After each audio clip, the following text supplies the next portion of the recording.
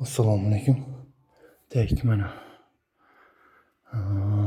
4 etajli uchastkani ham bitirdik inshaalloh. Tak bitta zalimizda ikkita pattavi chesterlarimiz ham joylashgan. Bitta spalnamiz bor. Unda odamlar yotibdi. Shunga bitta TV zonamizda. Bitta kuxonniy shkafimizda mana juda chiroyli toshlar qoldi faqat. Keyin mana bitta apshipkalar. Ikkinchi polniy apshipkalar bo'lgan. Mana ikkinchi qavat.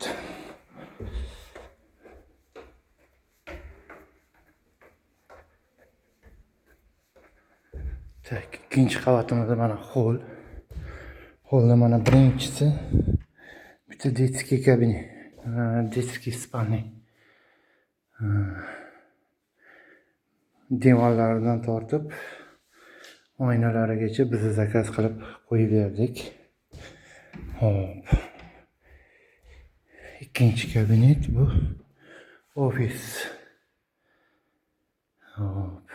Stollari bilan birgalashib. Uchinchisi yana bitta spalniy. Mana ko'rishingiz mumkin. Bu loft mebel bo'ldi. Bu tarafda mana bu ham детский hisoblanadi. Bitta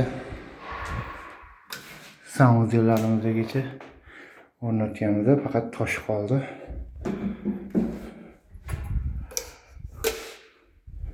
Keyin mana bu radiatorskiy spalniy bor. Mana radiatorskiy spalniy.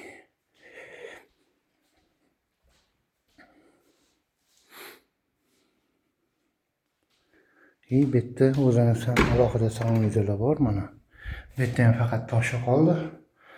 Mana bu bitta push mexanizmdan foydalangan holatda.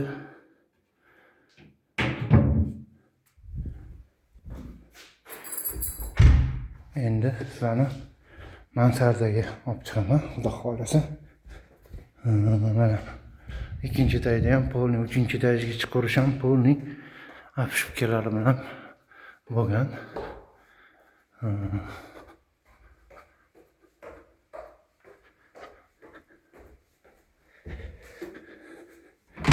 Mana bizning mansardamizda bitta mana lift apshipkasi va lift mexanizmlari mana bu yerda joylashgan.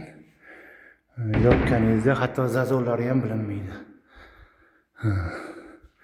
Keyin mana bitta ikkita tumbani apshipkasi qilingan. Mana bitta katta garderobimiz bor. Mana bitta alohida e'tibor berasiz namozxona.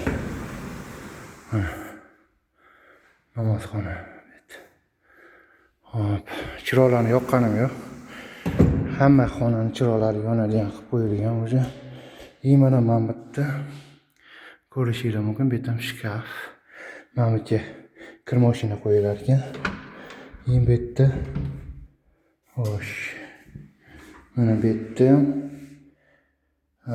ham kir mashina qo'yiladi va sanaqa nimalarda mana bitta radiatorskiy yana bitta TV zonamiz. Mana bu mansarda bo'lganiga shkafimiz ham qiyshuv qilib tushirildi va o'shanga yarasha o'ziga yarasha dit bo'ldi, xudo xolasa.